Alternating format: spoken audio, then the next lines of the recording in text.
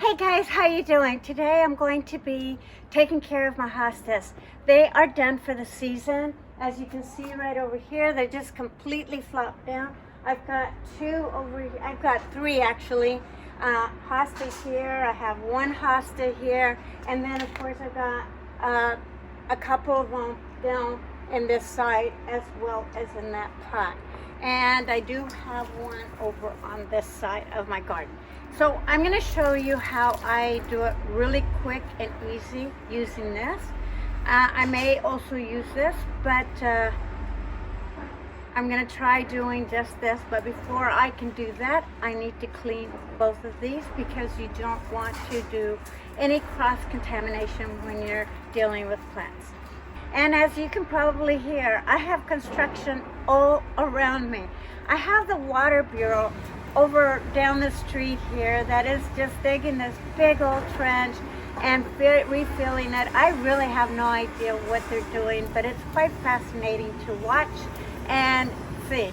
But it is also creating some noise in my yard. And then of course I have my neighbor over by my drive side who is still working on their renovations of their new bathrooms. So lots of noises going around today, but we're gonna get through it. So let's get started.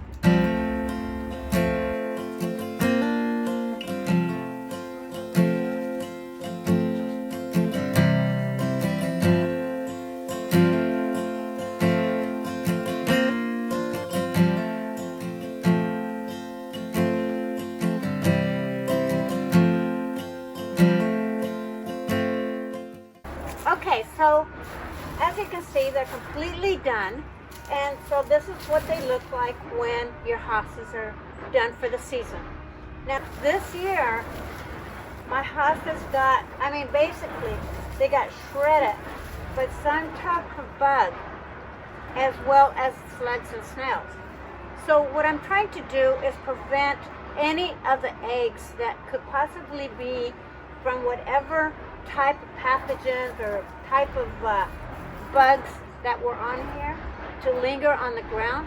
I need to get rid of this and just do away with it. I don't want to put it in my composting or anything like that. I just want to get rid of it. So, and I just gather them all up. Now typically I would cut them limb by limb, but this year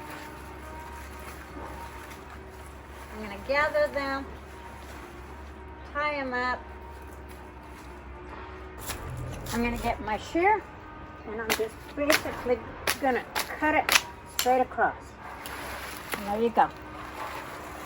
Now a lot of people will leave a stem like this in their hostas. I don't like doing that. I take it all the way down to the ground. And this is where this one will come in to play. And I really take it down. And it's not hurting them. And this is the reason why I tag them, because I do cut them quite low. So I want to make sure that I know where this hosta is, because I'm not going to see where my hosta was, and I could be digging next spring in this area. So that is the reason for that. So I do want to pick up all this debris here, because I don't want any kind of bugs that are lingering or eggs that could be possibly lingering in. So these I will gather, throw them away, and I'm just going to go ahead and take care of the rest of the hostas, and then I'll show you the mulch that I'm going to be doing and putting the mulch over this.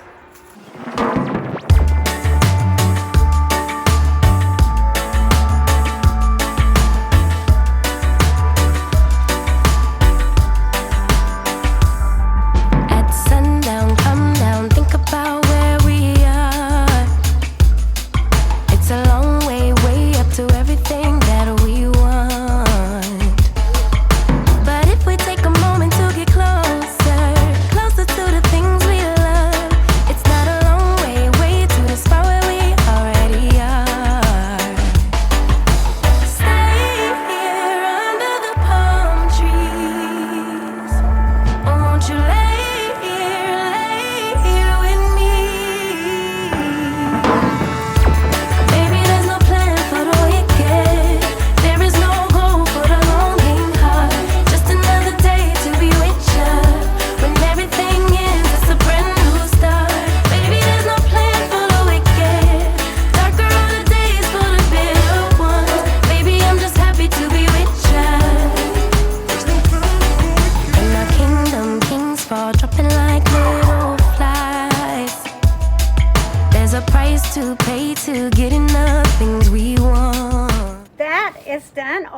hosta foliage is completely taken care of. There are none left out of all the hostas that I have. And so I'm just going to show you around what it looks like before I start mulching, and then I'm just going to get on with the mulching and wrap it up. But yeah, it looks so much better than it did before. And I'm also going to point out my Romania Jack Frost, because it is still out and looking beautiful. And we are at the end of November. So let me walk you through this, and then I'll get to mulching. Okay, so I had a Big Daddy right here, and that is all completely done. I had a Buttercup that was right down here. I did end up cutting some of my still bees off, and wherever you see the tags is where my hostas are, except for the one to still be over there. And then I didn't plan to dig this down under the ground. This is my irrigation hose, but I thought since I'm here, might as well take care of it so I don't have to deal with it next spring. But I covered it up, and a lot of the reason for that as well is because I do have two first blush hostas, one right here and one right over on the other side right here. So I wanted to put that little path stone there just so that it marks where they're at. And this year they suffered a lot because of the fact that this irrigation was done really sloppy at the very beginning, and it overwatered them. But they should be fine for next year. I did take out my still bee there, my whirlwind hosta over here, and then of course my plantain lilies and my guacamole hostas. Look at my Jack Frost, you guys, still going strong into November. This will keep going until the freeze basically kills it. And so this is why I love Bernina Jack Frost, because they just are outstanding plants. So I had another hosta here. That one is taken care of. I had one right here where I had the stick. Then I have my blue hosta over here. I have my Liberty hosta over here. And then I did clear out my daylilies. They're done, and I'm going to be mulching around that. And I also took out my Bishop Dahlia. This one I never cut down. I just basically let it do its thing. But this year I did, because come springtime I'm going to be pulling up those bulbs and kind of thinning them out, because they're really getting too big for here. And I may move them over and take a lot of this euphorbia out. And then of course you saw me do that earlier on another video. If you haven't seen that video, I'll see you over there. But I took a lot of these plants out, but that has nothing to do with hostas. And then I have my blue mammoth over here that I took out. And then I just kind of cleaned out my Miss Piggies over here. This one could use some cleaning up, but this was all about hostas, so that's where I'm at with that. And that's pretty much it. My Jack Frost, still beautiful. Love it. So yeah, that's where I'm at. Now let me start mulching and get this day done.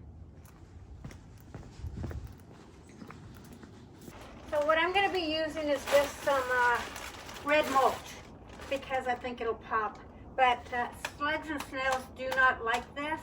They don't like to crawl over it.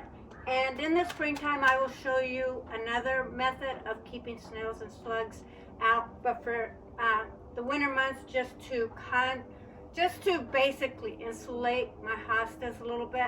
Typically I will add more soil, topsoil, but this year I'm going to use some mulch.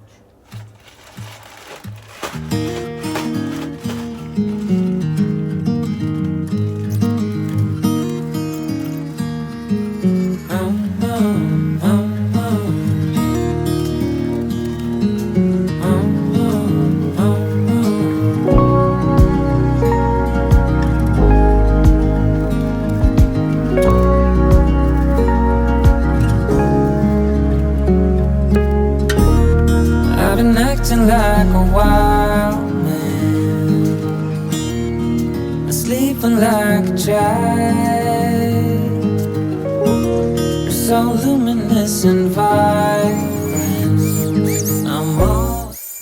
Okay, you guys, so it got a little dark too fast for me to give you a walkabout so that you could see what I did and also to end this video. That being said, if you're new to gardening and you're just learning about hostas and you're wondering why did I cut all the foliage off and not just leave it, like I had mentioned, I typically will leave it if my hostas look fairly healthy. If they don't, I will cut all that foliage off and then I will mulch them. Now the reason for that is because right now we are at the end of November, and in the past month we've been having, and of course I get a plane. Now let that go. Like I was rudely interrupted and saying. Now the reason why I added mulch over them is because right now, being that we're at the end of November, our temperatures are going to up to 56 and then they're dropping back down to about 30. And so hostas typically do not go total dormant until they get hit with that very hard frost. That very first hard frost, that is. So because of that, adding mulch over the hostas allows them to get more acclimated. It protects them for the following season, and it also lets them acclimate to that fluctuation in heat and cold. So that is the reason for doing it. Now daylilies is the same situation. Daylilies, you know, they have their foliage out and you want to keep it out as long as possible because that allows them to collect all that photosynthesis for next year's flowers. Well, we are at the end of where are we at the end of? Oh, we're at the end of November. And so because of that, I cut all the foliage off because they were yellowing. And so the same thing. We don't want them to get too cold too fast. So by putting mulch over it, kind of helps them get acclimated for that cold winter as well. So that's what you take away if you take anything away from this whole video. So with that, you guys, I'm going to give you a walkabout, but for now, thank you so much for joining me. And you guys, don't forget to get out and get active. Put a scarf around your neck and a nice warm cozy coat if it's too cold in your area, and go for a walk. So with that, I will see you guys on the next one. Let me give you the walkabout, but bye-bye for now. So the ladies are going to join me for this, but as you can see, my hosta is covered here, and you will just see from here on out, everywhere where it's covered, I either had hostas, astilbes, and they are tagged. So anything that you see with the tag has a plant in it. And the purpose for tagging them is so that I can see them next spring when I'm actually coming out here to replant.